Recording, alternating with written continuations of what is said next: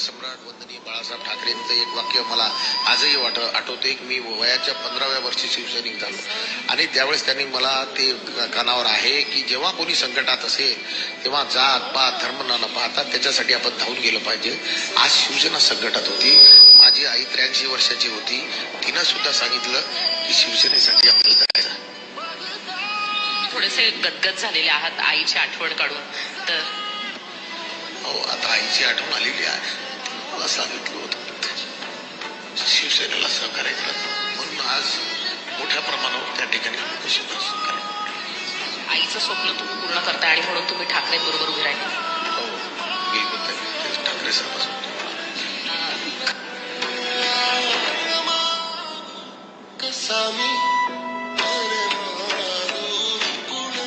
हे ऐकायला आलं का तुम्हाला? आईला काय वाटेल?